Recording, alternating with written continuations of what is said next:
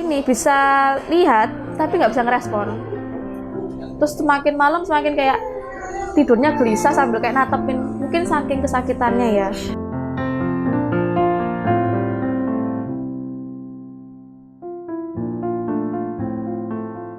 Dari tahun 2014 jurusan pendidikan bahasa Inggris. Satu kelas dengan sampean? Iya, satu angkatan.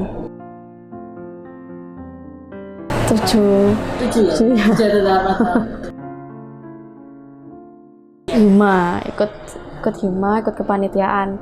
Selalu acara dari pertama dimintai kakak tingkat tahun 2013 itu untuk acara ini English Language Teaching seminar itu sudah ditunjuk katanya minta bantuan. Itu dari awal sudah ikut dari semester 1. Cuman ya kerja sampingan untuk kan memang bayar UKT sendiri, jadinya untuk memenuhi UKT terus dan kebutuhan hidupnya sendiri ya sudah kerja.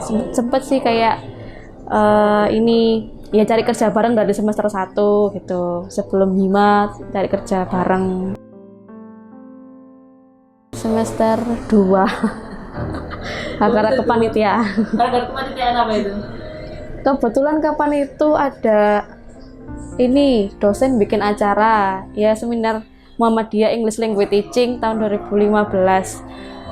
Acaranya itu kalau nggak salah hari Sabtu, bertepatan besoknya itu acara Cross Culture Understanding punyanya Pak Radius kalau nggak. Itu tapi punyanya kakak tingkat suruh bantu. Nah itu karena sibuk dua acara yang mepet jadinya kan bareng terus. Iya, waktu itu karena sebenarnya lancar-lancar aja, karena untuk kerja, waktu dapat kerja juga mengutamakan kuliahnya, jadi kerjanya dilepas. Jadi intinya cari kerja yang bisa, ya sambil kuliah, yang bisa mengutamakan kuliah tetap. Jadi waktu itu kebetulan setelah PPL KKN, kan beliaunya di Thailand, misalnya di Thailand dari bulan November sampai Januari. Nah setelah itu kan memang sudah cuma skripsi aja, nggak ada mata kuliah lain. Nah itu kan jadinya kita kan jadi mahasiswa kan sendiri-sendiri sudah. Jadi akhirnya ya dia mungkin agak drop karena ketinggalan. Terus ya bingung karena nggak ada barengan gitu. Karena kalau di bahasa Inggris kan ada 3, linguistik, teaching, sama sastra, literature. Jadi maunya ke literature tapi kok barengannya banyak ke teaching gitu. Enggak, tetap literature karena beliau mungkin memang karakternya perfeksionis. Maunya memang ke literature. Terus dosen juga, ya alhamdulillah dosennya dapet yang perfeksionis, maunya bimbing, tapi orangnya memang karakternya perfeksionis tapi tidak gampang mudah untuk menghadapin orang, takut gitu. Jadi apa-apa waktu itu kehalang lebih ke takut nanti aku ngeneng, nanti aku gitu. Semester 9 berarti tahun berapa itu kira-kira? Tahun 2019 kan, iya 2019 itu kebetulan kan persiapan nikah. Oh, 19 Iya, Desember akhir 2019 kan nikah.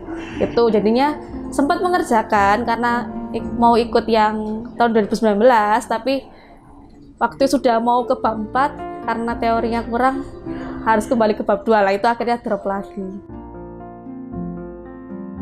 Teorinya dia kan waktu itu kan sudah mengusulkan, terus kurang seret, dosen pembimbing kurang seret, akhirnya dia yang disuruh baca novel, dianya yang nggak sudah baca novel lagi kan mesti nggak bisa ngejar yang tahun ini. Akhirnya saya bantu mengusulkan. Nah di situ kan tapi dia nggak sesuai dengan ide awalnya gitu. Akhirnya mungkin kurang connect di situ. Terus akhirnya udah nikah dulu aja yang diurus.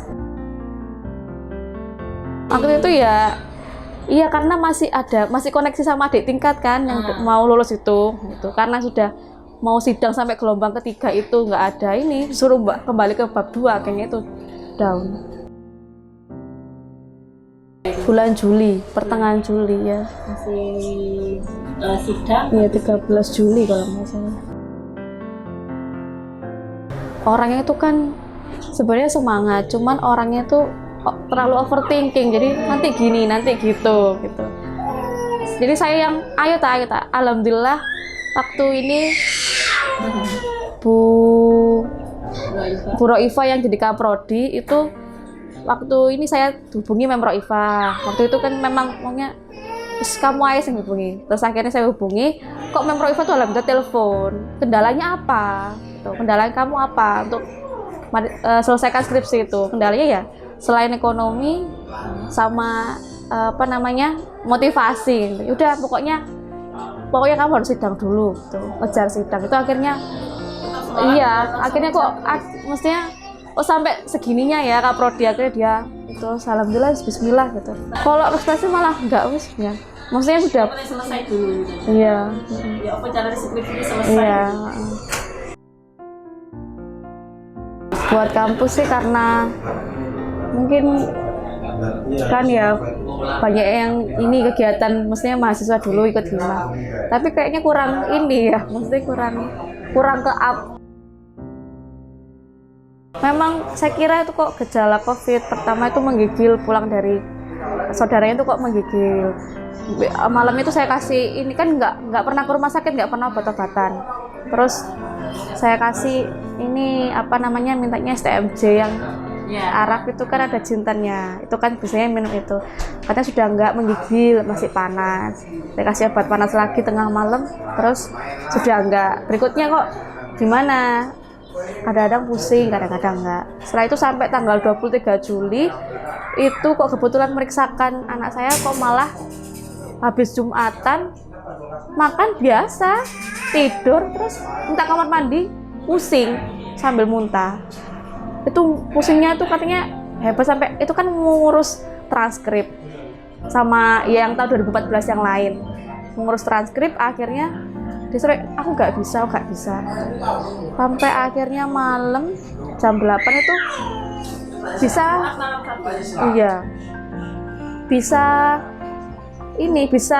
lihat tapi nggak bisa ngerespon. Terus semakin malam semakin kayak tidurnya gelisah sambil kayak natapin, mungkin saking kesakitannya ya, natapin. Saking saya bawa ke IGD pas lagi penuh-penuhnya, ambulan nggak bisa. Alhamdulillah kok temen tuh suaminya ada yang di UGD Dr. Sutomo, akhirnya dibawakan ke situ.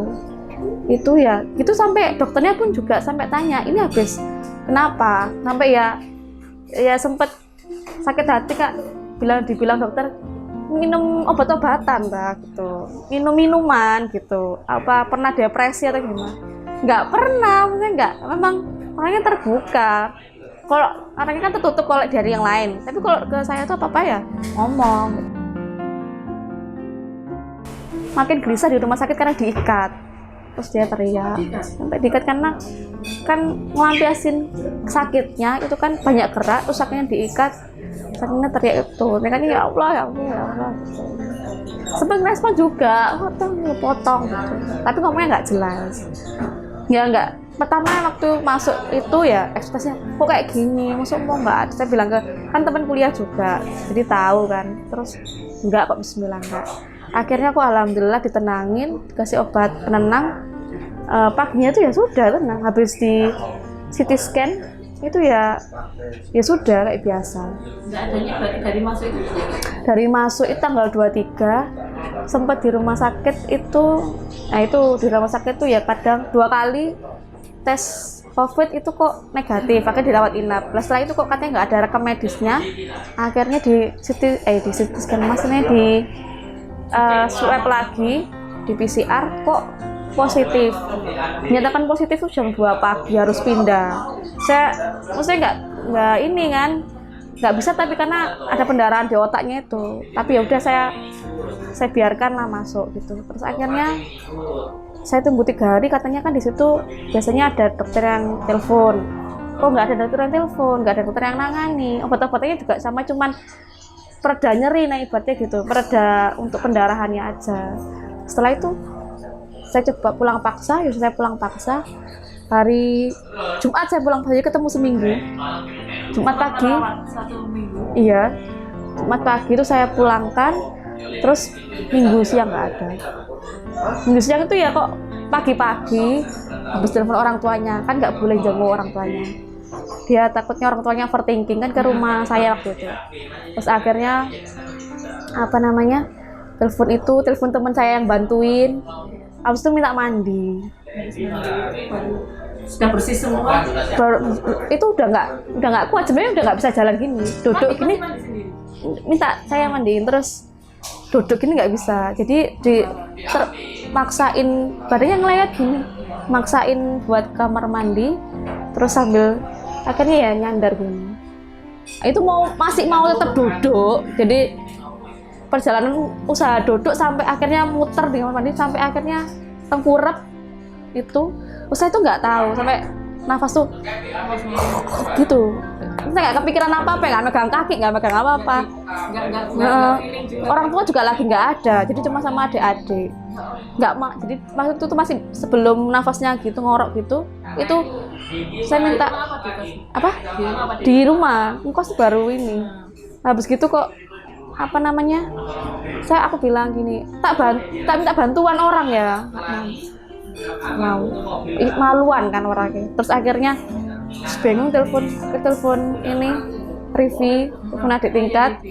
Terus akhirnya tapi nunggu itu sampai ngorok itu sudah Rivi bantuin untuk biar nggak mesti biar nggak jatuhnya stroke.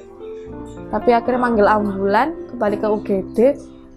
Ya nggak ekspektasi sampai nggak ada. Terus kok ini kenapa saya ceritakan tanda tangan buat pasang alat pernafasan.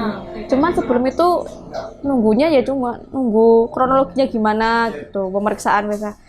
Tanda tangan, saya suruh keluar, masuk itu nafasnya kata udah nggak ada. Cuman mikir saya kan, ya mungkin masih nafasnya nggak ada kan dibantu.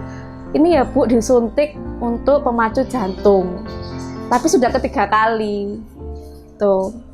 Akhirnya ini dilihat-lihatkan lagi matanya di center sudah nggak respon, misalnya kan kedip gini, itu berarti ini saya nyatakan meninggal ya gitu. Sudah ya jadi masuk itu sekiranya jam 1, meninggal jam 13.45 siang.